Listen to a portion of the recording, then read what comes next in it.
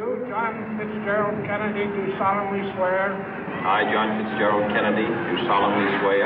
That you will faithfully execute the office of President of the United States. That I will faithfully execute the office of President of the United States. And will, to the best of your ability. And will, to the best of my ability. Preserve, protect, and defend the Constitution of the United States. Preserve, protect, and defend the Constitution of the United States. So help you God. So help me God.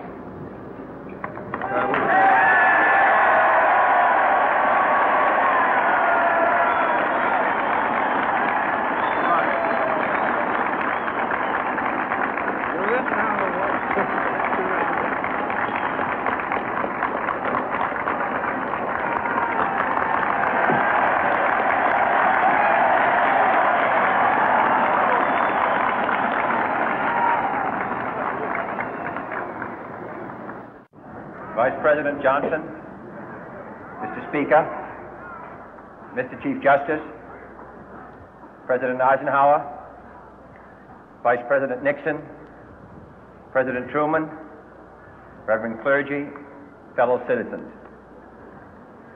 We observe today not a victory of party, but a celebration of freedom, symbolizing an end as well as a beginning, signifying renewal as well as change.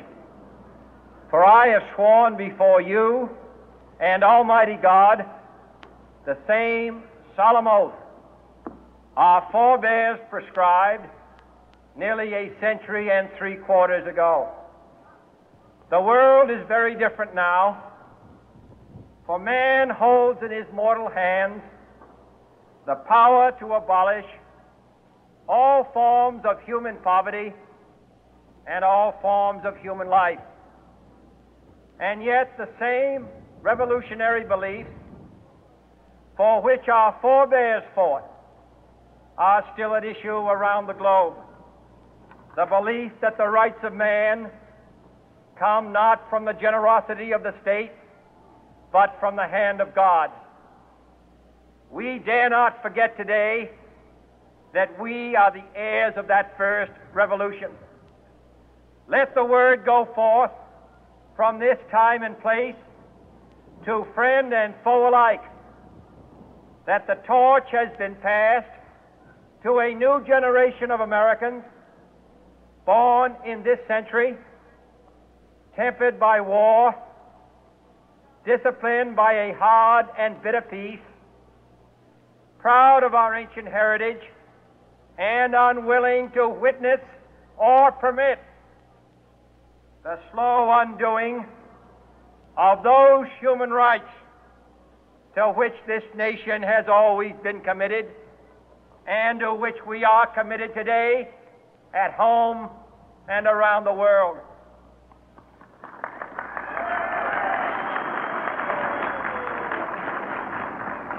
Let every nation know, whether it wishes us well or ill, that we shall pay any price, bear any burden, meet any hardship, support any friend, oppose any foe to assure the survival and the success of liberty.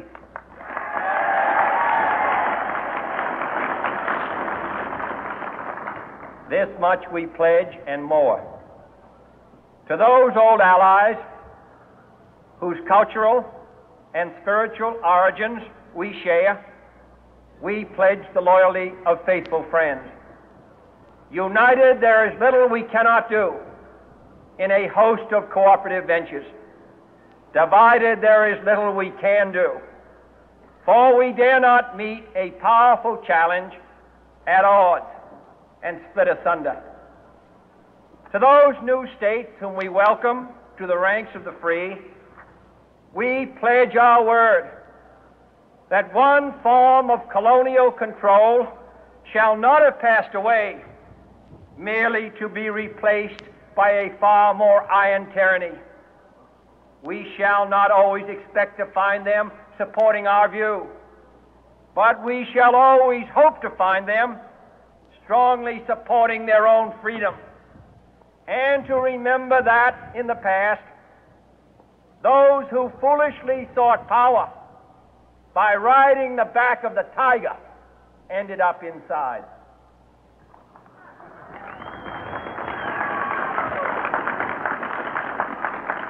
To those people in the huts and villages of half the globe struggling to break the bonds of mass misery, we pledge our best efforts to help them help themselves for whatever period is required, not because the communists may be doing it, not because we seek their votes, but because it is right.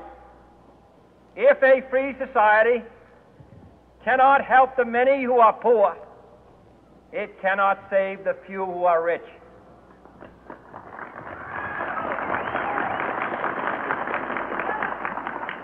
To our sister republics south of our border, we offer a special pledge to convert our good words into good deeds, in a new alliance for progress, to assist free men and free governments in casting off the chains of poverty.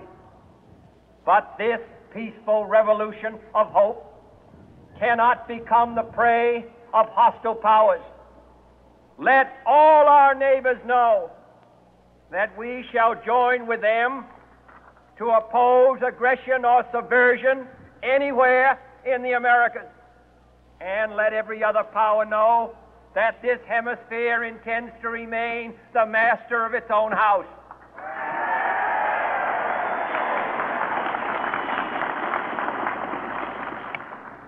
To that World Assembly of Sovereign States, the United Nations, our last best hope, in an age where the instruments of war have far outpaced the instruments of peace, we renew our pledge of support to prevent it from becoming merely a forum for invective, to strengthen its shield of the new and the weak, and to enlarge the area in which its writ may run. Finally, to those nations who would make themselves our adversary, we offer not a pledge, but a request that both sides begin anew the quest for peace. Before the dark powers of destruction, unleashed by science, engulf all humanity in planned or accidental self-destruction, we dare not tempt them with weakness, for only when our arms are sufficient beyond doubt can we be certain beyond doubt that they will never be employed. But neither can two great and powerful groups of nations take comfort from our present course, both sides overburdened by the cost of modern weapons, both rightly alarmed by the steady spread of the deadly atom, yet both racing to alter that uncertain balance of terror that stays the hand of mankind's final war. So let us begin anew, remembering on both sides that civility is not a sign of weakness, and sincerity is always subject to proof. Let us never negotiate out of fear, but let us never fear to negotiate.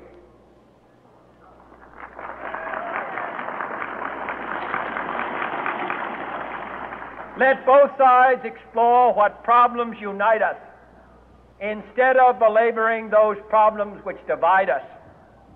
Let both sides, for the first time, formulate serious and precise proposals for the inspection and control of arms, and bring the absolute power to destroy other nations under the absolute control of all nations.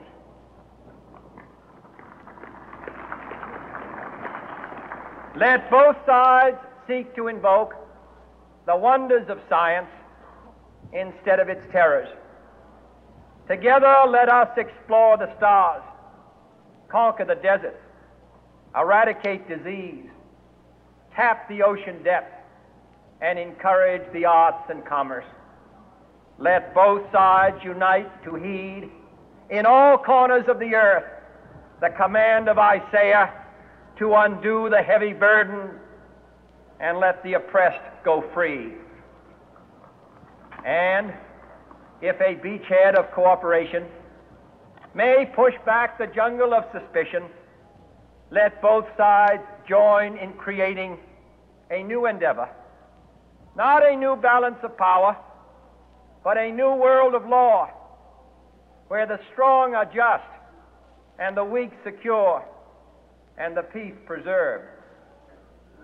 All this will not be finished in the first 100 days, nor will it be finished in the first 1,000 days, nor in the life of this administration, nor even perhaps in our lifetime on this planet. But let us begin.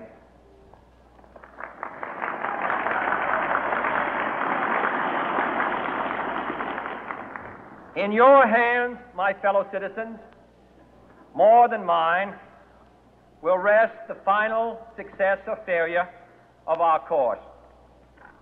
Since this country was founded, each generation of Americans has been summoned to give testimony to its national loyalty. The graves of young Americans who answered the call to service surround the globe. Now the trumpet summons us again, not as a call to bear arms, though arms we need, not as a call to battle, though in battle we are, but a call to bear the burden of a long twilight struggle, year in and year out, rejoicing in hope, patient in tribulation, a struggle against the common enemies of man, tyranny, poverty, disease, and war itself. Can we forge against these enemies a grand and global alliance, north and south, east and west, that can assure a more fruitful life for all mankind? Will you join in that historic effort?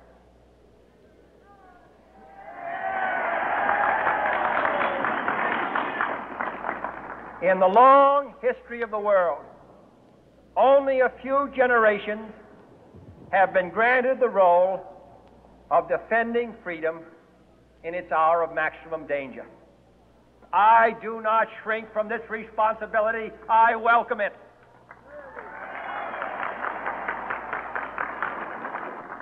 I do not believe that any of us would exchange places with any other people or any other generation.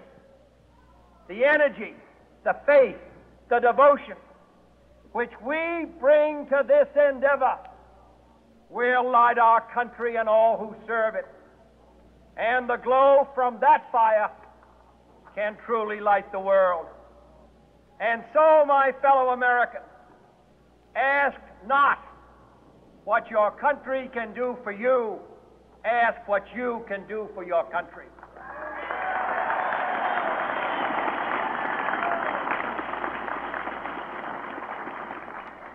My fellow citizens of the world, ask not what America will do for you, but what together we can do for the freedom of man.